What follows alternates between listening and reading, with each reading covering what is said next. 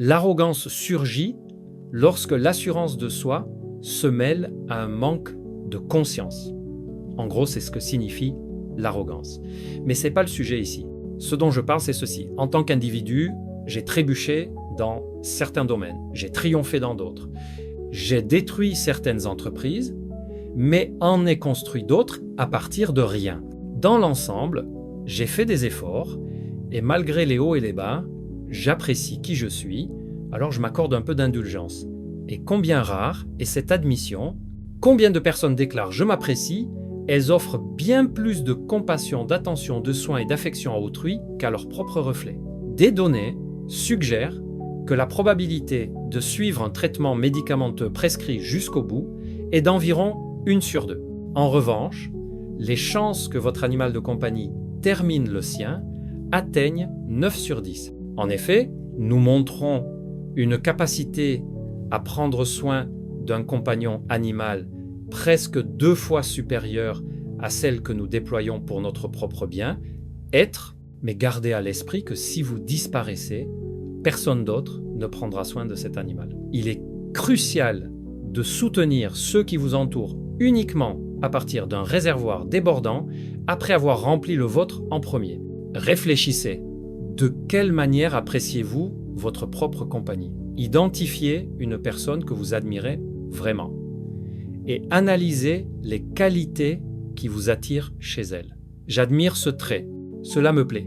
Cette personne fait preuve d'empathie, elle est douce dans son approche, elle travaille dur, elle est franche. Ce sont les éléments que j'apprécie chez elle. Maintenant, intégrez ces qualités dans votre quotidien. Si ces caractéristiques résonnent en vous, faites les vôtres. Bientôt, vous vous trouverez digne d'admiration. Cela ne requiert pas un génie exceptionnel. Pourtant, en devenant la version de vous-même que vous respecteriez sincèrement, j'ai atteint un stade où la désapprobation d'autrui m'affecte à peine. Quand quelqu'un me déteste visiblement, cela glisse sur moi sans impact. J'apprécie ma propre valeur et cela suffit.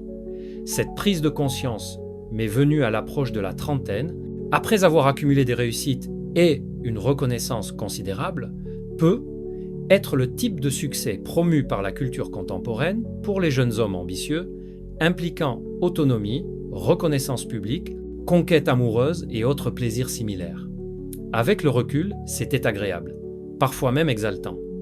Mais peu à peu, j'ai ressenti une désillusion envers mon moi intérieur. Je n'avais pas commis de graves erreurs, mais un sentiment persistant me disait que mon potentiel allait au-delà. J'avais l'impression d'un décalage entre ma conception et mon chemin, comme si j'étais destiné à une autre trajectoire. En fin de compte, j'ai reconnu un schéma de non-respect des engagements envers mes propres aspirations. Par exemple, promettre de me lever à 1 heure précise, pour ensuite repousser l'alarme à plusieurs reprises, ou m'engager à suivre un plan alimentaire, une routine d'exercice ou un objectif personnel, ou une conformité partielle, s'accompagner de marchandage, de persuasion et d'inévitables échecs. Comment faire naître la confiance en sa capacité à poursuivre de grandes ambitions lorsque la discipline de base vacille, comme céder au bouton de report ou dévier des habitudes saines? Votre caractère se forge à travers ces petites décisions accumulées quotidiennement. Finalement, je suis arrivé à un point de profond mécontentement envers moi-même. Je n'étais pas particulièrement de bonne compagnie, constamment irritable et bouillonnant de frustration. Ainsi, des choix cruciaux sont devenus nécessaires. Continuer dans cet état était insoutenable. L'irritation n'apporte aucun avantage, elle ne résout rien. En fait, elle était contre-productive, érodant ma paix intérieure, provoquant des décisions hâtives et exigeant un arrêt. J'ai donc interrogé les racines de ce tumulte et éliminé systématiquement les influences perturbatrices. Peu à peu, l'équilibre est revenu, accompagné de perspectives plus claires. Imaginez un ami que vous invitez à dîner à plusieurs reprises, mais qui arrive avec un retard considérable ou ne vient pas du tout. À la longue, la fiabilité s'érode, les invitations cessent et la confiance s'effrite. Vous êtes cet ami peu fiable dans votre relation avec vous-même. Cette prise de conscience est d'une immense valeur pour ceux qui recherchent l'acceptation, naviguent dans des défis interpersonnels et aspirent à une élévation personnelle. Les gens gravitent vers ceux qui élèvent leur esprit. L'impression d'être impressionnant compte moins que l'élan émotionnel procuré. Je trouve l'éthos dominant dans certaines communautés motivationnelles pour hommes peu attrayant. Ce récit d'une ambition incessante, tel qu'il est actuellement présenté et diffusé, cela me semble biaisé. Les jeunes hommes méritent d'être rassurés sur le fait qu'il est permissible de faire une pause pour se détendre et réfléchir. Soyez-en sûrs, si vous enchaînez les entraînements, accumulez les répétitions sur les équipements, puis plongez dans des tâches de bureau, absorbant des informations sans réflexion ni rumination profonde, cela risque l'excès. Cela peut aller jusqu'à culpabiliser les jeunes hommes pour un simple repos ou une introspection. Je reconnais un contexte historique ici. Beaucoup dans notre société ont manqué de guidance paternelle dans la diligence, se tournant souvent vers l'oisiveté, comme des sessions de jeux vidéo interminables, contournant la maturation par l'effort. Cette surcorrection a basculé trop loin dans une direction, provoquant une réaction qui surcompense dans l'autre sens. L'équilibre pour un individu mature se situe au centre, capable de fournir l'effort nécessaire à la croissance tout en accueillant des moments de tranquillité, peut être au coin du feu le soir pour maintenir l'harmonie, poursuivre la totalité, garantit le vide. Nous sommes prompts à sacrifier des possessions pour des désirs, pour ensuite chercher à récupérer ce que nous avons abandonné une fois les désirs réalisés, un paradoxe typiquement humain. Aspirer à la complétude sans concession.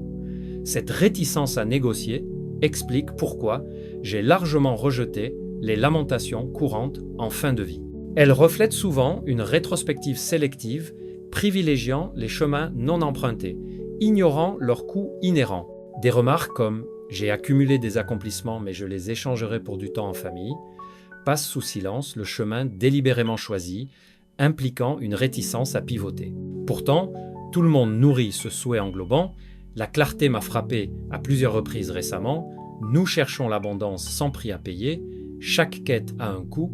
Une réalisation complète dans tous les domaines exige des sacrifices ailleurs, favorisant un remords réduit par des choix intentionnels. Nous échangeons la jeunesse contre les gains de la maturité, la quarantaine contre la sagesse ultérieure, les années tardives contre la vitalité antérieure, renonçant aux progrès accumulés pour retrouver une vigueur perdue.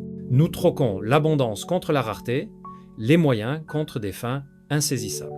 Le contentement est reporté jusqu'à l'atteinte de seuils de réussite, sacrifiant la joie présente pour une validation future, pour ensuite poursuivre un bonheur insaisissable. La jeunesse s'obsède pour l'aisance, la stabilité, les liens.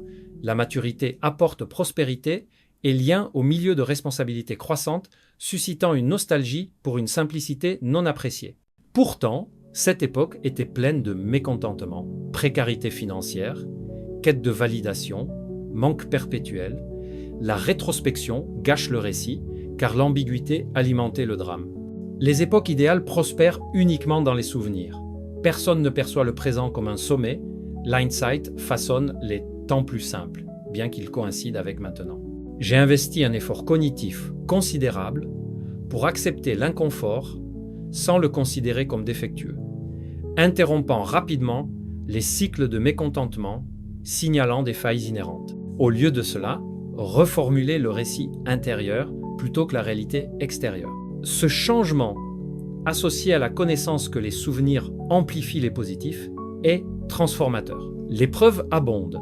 L'apprentissage par incitation et sanction, où les pénalités s'estompent rapidement, quelle que soit leur sévérité. Une gueule de bois, sévère, jure l'abstinence, mais la reprise suit rapidement lorsque l'inconfort s'atténue. Les relations s'aigrissent, provoquant des sorties dramatiques au milieu du chaos.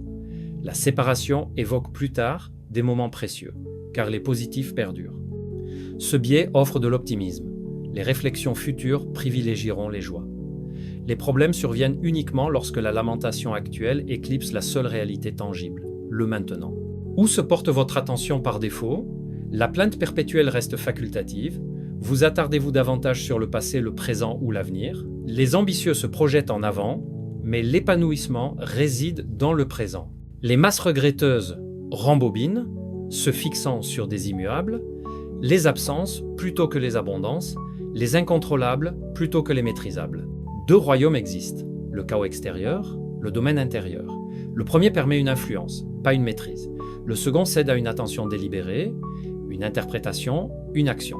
En tant qu'architecte de récit, nous dictons la signification, la réponse, l'agency, retrouvant la souveraineté, dissolvant le tumulte. Cela s'amplifie lorsqu'on s'aligne au-delà de l'ego, car l'altruisme est intrinsèquement réciproque. En quête de validation, engagez-vous dans des entreprises utiles, transcendant l'intérêt personnel, les saboteurs universels, la peur et le ressentiment, érodant les liens, les entreprises, les existences comme des extrêmes polaires.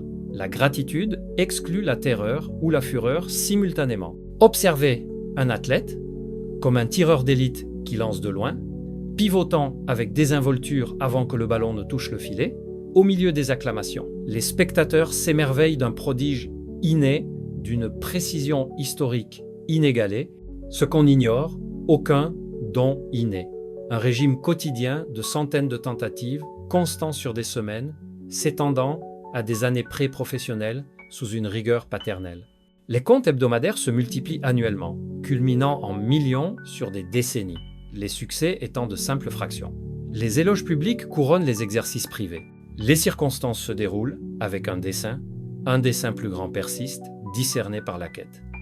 L'existence se déploie pour autonomiser, non pour miner, le décodage nous incombe. Les escarmouches internes et externes persistent, mais la persévérance vainc les ennemis, vous couronnant protagoniste avec des récits authentiques, non des platitudes empruntées. L'authenticité vécue résonne universellement, favorisant une responsabilité profonde. Inévitablement, de nouvelles quêtes appellent. Les défis s'intensifient, sans fin, mais enrichissant à l'extrême. Pour les impitoyablement autocritiques, développer une valeur intérieure progressivement peut être que l'estime n'est pas la panacée. Une autoscrutation sévère a du mérite si elle est équilibrée par la reconnaissance des triomphes. Les excuses remontent souvent à des pics d'enfance, amplifiant commodément les affronts au détriment des affirmations. Crucialement, la valeur s'accumule par le mérite solitaire, non par les flatteries extérieures. Une adulation à vie pour l'intellect ou le charme peut vaciller de manière peu convaincante. Inversement, la dérision attise la défiance, engendrant la résilience. La véritable élévation découle de la conquête de défis ardus, des validations profondes sans fanfare, en particulier celle altruiste qui élève l'estime profondément. Paramount, s'ancrer dans une cause éclipsant l'orbite personnelle, dissolvant l'auto-obsession et ses vulnérabilités. La question cruciale, quel héritage envisagez-vous? Une existence extraordinaire, selon moi, équivaut à une vitalité définie par l'autonomie.